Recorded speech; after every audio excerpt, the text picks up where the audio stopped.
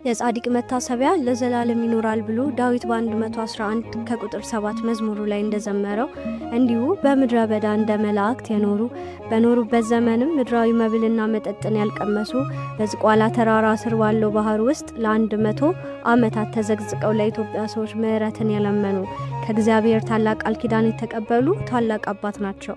አቡነ ገብረ መንፈስ ቅዱስ። በስመ አብ ወወልድ ወመንፈስ ቅዱስ አሐዱ አምላክ አሜን። እንደምን ቆያችሁ ውድ የቻናላችን ተከታታዮች? የእግዚአብሔር ፍቅርና ሰላም አይለያችሁ እያልን የዕለቱን መርሃ ግብር ይዘንላችሁ ቀርበናል። እስከ ዝግጅቱ ፍጻሜ ድረስ አብራችሁን ቆዩ። በዓለም መድረክ ላይ እንደ አብሪ ኮከብ ድንገት ታይተው የተሰወሩ ለዓለም ክርስቲያኖች ብርሃን የሆኑ ቅዱስ አባት አቡነ ገብረ መንፈስ ቅዱስ። አባታችን ሀገራቸው ግብጽ ኒሳ ሲሆን አባታቸው ስምዖን እናታቸው አግሌሲያ ይባላሉ። እኚህ ቅዱሳን ልጅ አጥተው 30 ዘመን በሐዘን ኖረዋል። አንድ ቀን ግን ቅድስት አግሌሲያ ቤተ እግዚአብሔር ገብታ ከስዕለ ሥላሴ ስር ወድቃ ስትማጸን ንሲ ወልደ ዘይት ሊአል ቅርኑ እምኑ ሰማይ፣ ክብሩ ከሰማይ ከፍታ የሚበልጥ ንጽህናው ከሚካኤልና ከገብርኤል ጋር የሚተካከል ክህነቱ እንደ መልከ ጼዴቅ እንደ መጥምቀ መለኮት ቅዱስ ዮሐንስ እንደ ነቢዩ ኤልያስ የሆነ ልጅ እንኪ ተቀበይ የሚል ድምፅ ሰማች። ከዚህ በኋላ መጋቢት 29 ቀን ተጸንሰው ታኅሳስ 29 ቀን ደምግባታቸው ያማረ አባታችን ገብረ መንፈስ ቅዱስ ተወለዱ። መልአኩ ቅዱስ ገብርኤል በሰው አምሳል ተገልጦ የዚህ ልጅ ስም ገብረ መንፈስ ቅዱስ ይሁን አላት። ከተወለዱም በኋላ ዓይን በገለጹ ጊዜ ከሚታይ ነገር ላይ እንደሚያርፍ እርሳቸውም በተወለዱ ጊዜ አፈፍ ብለው ተነስተው ስብሐት ለአብ ስብሐት ለወልድ ስብሐት ለመንፈስ ቅዱስ ከጨለማ ወደ ብርሃን ላመጣኝ ምስጋና ይሁን ብለው አመሰገኑ። አባታችን ለአምላክ ሰግደው አብ ወልድ መንፈስ ቅዱስን ካመሰገኑ በኋላ እናታቸው አላቀፈቻቸውም፣ ጡትም አልጠቡም። 3 ዓመት ሲሞላው እግዚአብሔር አምላክ መልአኩ ቅዱስ ገብርኤል ልኮ ሕፃኑን ከእናቱ ክንድ ተቀብለህ ብዙ ገዳማውያን ወዳሉበት ገዳም ወስደህ ከበራቸው አስቀምጠው፣ አባ ምኔቱም ሕፃኑን ከበር አንስተህ ካንተ ዘንድ አኑረው፣ ስለ ልብሱ ስለ ምግቡም አታስብ፣ ሕፃኑ የመንፈስ ቅዱስ ማደሪያ ነውና፣ መጠጥና ምግብም መንፈሳዊ ነው፣ ይኸውም ከእግዚአብሔር የሚመጣ ቃል ነው፣ ሰው በእንጀራ ብቻ እንደማይኖር እወቅ ተረዳ በለው በማለት አዘዘው። ብርሃናዊ መልአክ የራማው ልዑል ቅዱስ ገብርኤል እንደታዘዘው ከሰማይ ወርዶ ሕፃኑን ከእናቱ ክንድ ወስዶ በክንፎቹ አቅፎ እስከ 7ኛ ሰማይ አውጥቶ በስሉስ ቅዱስ ፊት አቅርቦ አስባረከው። እግዚአብሔርም መልአኩን ወደ እናቴ ወደ ማርያም ወሰድና ትባርከው አለውና ወስዶ እመቤታችንን ባረከችው። ዳግመኛም ከአዳም ጀምሮ ሄሮድስ በግፍ እስካስፈጃቸው ሕፃናት ያሉት ቅዱሳን ሐዋርያት፣ ጻድቃን፣ ደናግላን፣ መነኮሳት ሁሉ እንዲባርኩት አደረገ። መልሶም ከእግዚአብሔር ፊት አቆመው። መድኃኒት ጌታም ሕፃን ገብረ መንፈስ ቅዱስን በመንግስቴ ከኔ ጋር ትነግሳለህና ደስ ይበልህ፣ በርታ፣ የሚደርስብህን ሁሉ ታገስ፣ ብዙ ነፍሳት በአንተ ምክንያት ይድናሉና ሰላሜም ካንተ ጋር ይሆናል አለው። ከዚህም በኋላ መልአኩ አባ ዘመድ ብርሃን ወዳለበት ገዳም አወረደውና ሕፃኑን ከበር ላይ አስቀምጦ እርሱ ወደ ውስጥ ገብቶ እግዚአብሔር እንዳዘዘው ሁሉን ነገር ነገረው። አባ ዘመድ ብርሃንም ሕፃኑን አስገብቶ በእንክብካቤ የቤተ ክርስቲያን ትምህርት ሁሉ እያስተማረ አሳደገው። ሕፃኑም ትምህርቱን እንደጨረሰ ድቁናን ተቀብሎ እንደ እስጢፋኖስ ጸጋንና ሞገስን የተሞላ ሆነ። ፍጹም የእግዚአብሔር ጸጋ አድሮበታልና ስራው ሁሉ በእውቀትና የተሞላና የተቃና ሆነ።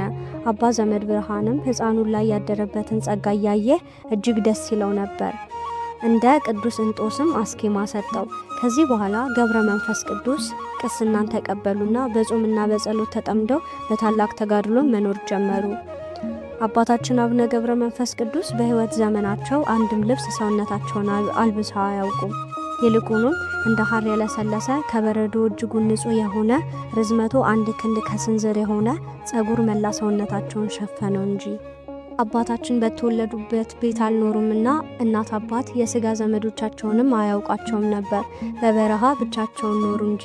ነገር ግን ሰማያውያን ሁሉ ወዳጆቻቸው ሆኑ። እመቤታችን ወዳጄ ትሏቸዋለች። ነቢያት፣ ሐዋርያት ወገናችን ይሏቸዋል።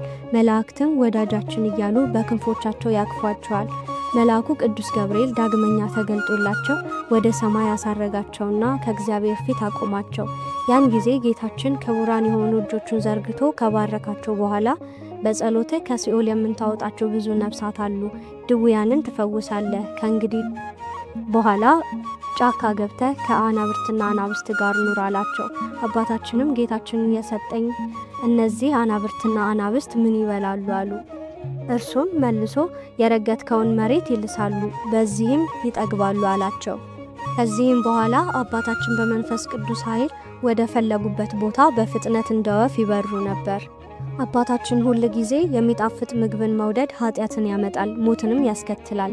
ክንፍ ያላቸው የሰማይ ወፎች እንኳን በመብል ምክንያት ይጠመዳሉ፣ ምግብ በመሻት ከምድር ላይ ይወድቃሉ፣ በወጥመድም ይያዛሉ። የሰው ልጅም ምግብን በመውደድ በኃጢአት ይወድቃልና እኔስ ለሰውነቴ ምግብ መጠጥን አልፈልግም፣ ልብስም አልሻም። ራቆቴን ከእናቴ ማኅፀን እንደወጣሁ እንዲሁ ራቆቴን ወደ መቃብር እመለሳለሁ እንጂ ከዚህ ከኃላፊው ዓለም በሞት ከተለየው በኋላ መብልና መጠጥን ልብስን ማን ያስከትልልኛል ይሉ ነበር። በዚህ መልኩ 30 ዓመት ከቆዩ በኋላ ጌታ በሶስትነት ተገልጾ ምን ላደርግልህ ትሻለህ አላቸው። መጀመሪያ ላሉበት መጸለይ ይገባልና የምድረ ገቡታን ሰዎች ማርልኝ፣ እነርሱ ኃጥአን ናቸውና። አንተ ንስሐ ለማይሹ ጻድቃን አልመጣህምና ኃጥአንን ወደ ንስሐ ልትመልስ እንጂ። ዳግመኛም አቤቱ እንደ ክረምት ውሃ እንባቸው እያፈሰሱ ጥርሳቸውን እያፏጩ በደይን የሚኖሩትን አስባቸው እያሉ ለመኑት። ጌታችንም ወዳጅ ሆይ የለመንከኝን አልከለክልህም፣ እንደ ቸርነቴም ስምህን የጠሩትን መታሰቢያህን ያደረጉትን ኃጥአንን እምርልሃለሁ፣ የለመንከኝንም ሁሉ አደርግልህ ዘንድ ቃል ኪዳኔን ሰጥቻለሁ አሏቸው። ከዚህም በኋላ የገቡታ ሰዎች 3000 ነፍሳት ከደይን አውጥቶ ወደ ገነት አስገባላቸው። ሌላ ጊዜ አባታችን 4000 እልፍ እየሰገዱ 300 ጊዜ በቀኝ 300 ጊዜ በግራ ፊታቸውን በድንጋይ እየመቱ መዝሙረ ዳዊት እየደገሙ 15ቱን መኃልየ ነቢያት መኃልየ ሰለሞንንና ውዳሴ ማርያምን እየጸለዩ ለኃጥአን ምሕረትን ሲለምኑ እንባቸው እንደ ውሃ ይፈስ ነበር። ጌታችንም በተወለድኩበት በተጠመቅኩበትና ከሞት በተነሳሁበት ዕለት እልፍ ነፍሳትን እምርልሃለሁ አላቸው። ከዚህ በኋላ ጌታችን አባታችን አቡነ ገብረ መንፈስ ቅዱስን ወደ ኢትዮጵያ ሄደ ብዙ ነፍሳትን ከሲኦል ታድናለህ ብሎ ወደ ኢትዮጵያ እንዲሄዱ አዘዛቸው። አባታችንም ከ60 አናብርትና አናብስት ጋር ብርሃናዊ መልአክ ቅዱስ ገብርኤል በንፋስ ሰረገላ ጭኖ ምድረ ከብድ አደረሳቸው። ዳግመኛም ደብረ ቅዱስ ወደ ዝቋላ ወሰዳቸው። አባታችንም ከውሃ ዳር ቆመው የኢትዮጵያ ምስራቅና ምዕራብ ሰሜንና ደቡብ በተመለከቱ ጊዜ መስታወት ፊት ቆሞ የራስን መልክ እንደመመልከት ሆኖ የመላው የኢትዮጵያ ኃጢአት በፊታቸው ተገልጦ ታያቸው። በዚህም ጊዜ አጠገቡ ቆመው ወደ ነበረው ባህር ተወርውረው በመግባት ተዘግዝቀው መጸለይ ጀመሩ። ከባህር እንዳልወጣ በሕያው ስምህም እያለሁ ብለው 40 መዓልት 40 ሌሊት ቆዩ። በ40ኛው ቀን የታዘዘ መልአክ መጥቶ ስምህን የጠራ መታሰቢያህን ያደረገ እምርልሃለሁ ብሎሃል አላቸው። አባታችን መልአኩን መላ ኢትዮጵያን ካልማረ ከዚህ ባህር አልወጣም አሉ።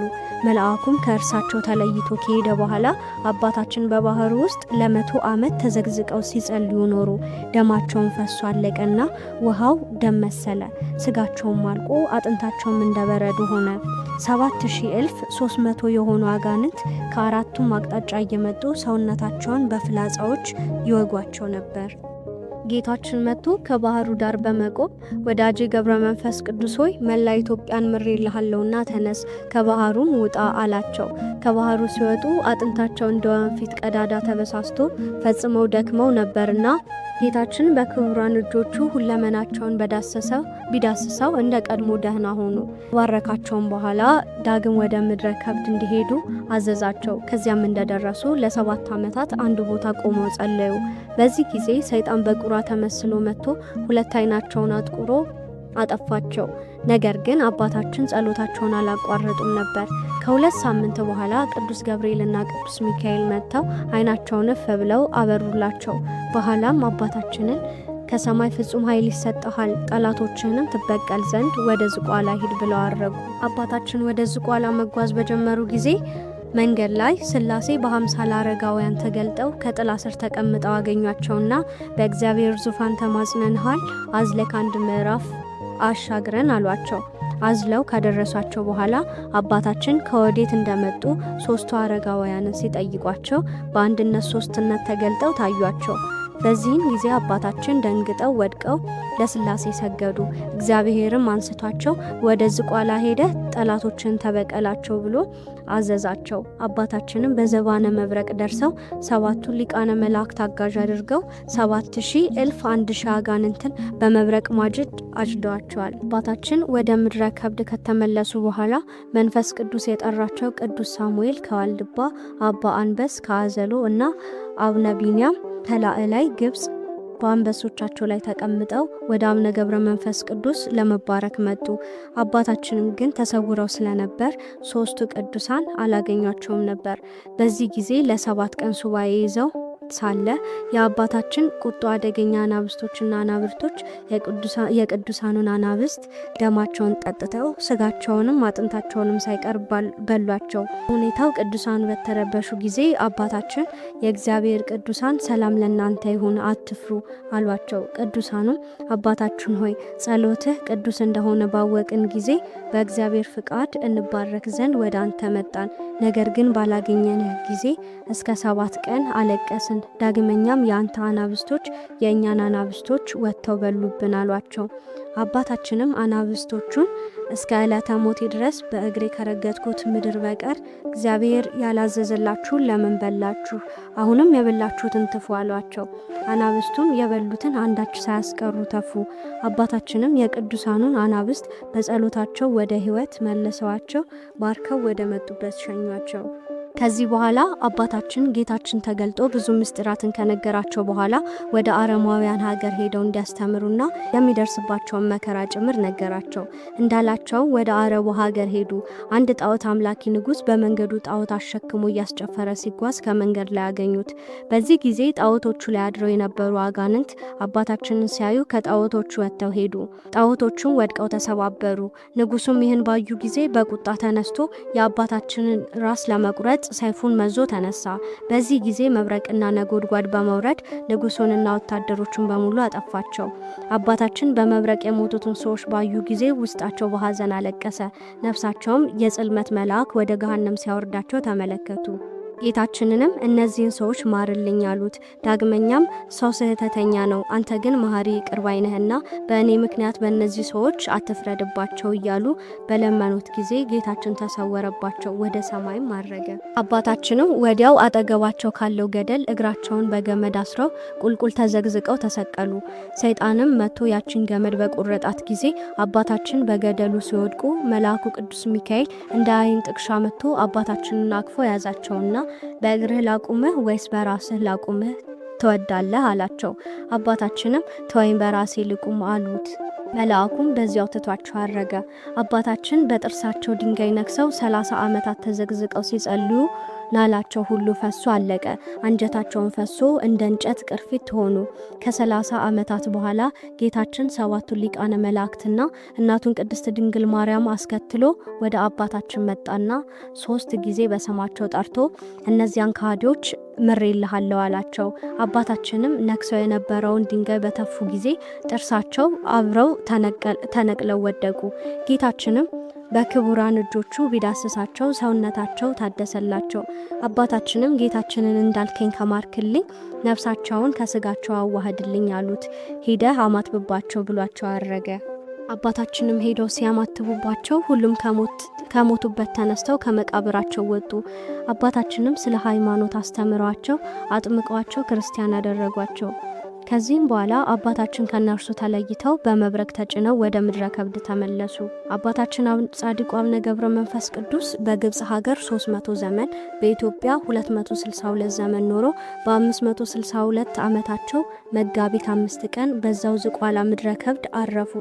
በዛች ዕለትም ከእግዚአብሔር አምላክ ቃል ኪዳንን ተቀብለዋል። እረፍታቸው በታላቁ የአብይ ጾም ወር ስለሆነ ፍትሐ ነገሥት አንቀጽ 15 ላይ በአብይ ጾም በዓል ማክበር ይከለክላል፣ የሐዘን ወቅት ነውና። ከበሮ አይመታም፣ እልልታም ጭብጨባም የለም፣ ፍጹም ሐዘን ነው እንጂ። ስለዚህ ወደ ጥቅምት 5 ተዘዋውሮ እንዲከበር ተደረገ። ከዚያን ጊዜ አንስቶ ይህ ስርዓት ሆነ። ውድ የዞሲማስ ሚዲያ የዩቲዩብ ቻናላችን ተከታታዮች እስካሁን ያቀረብንላችሁ መርሃ ግብር ስለተከታተላችሁን እያመሰገንን የዕለቱን መርሃ ግብራችን በዚህ ቋጨን። የጻድቁ አቡነ ገብረ መንፈስ ቅዱስ ጸሎትና በረከታቸው ከሁላችንም ጋር ጸንቶ ይኑር። ወስብሐት ለእግዚአብሔር።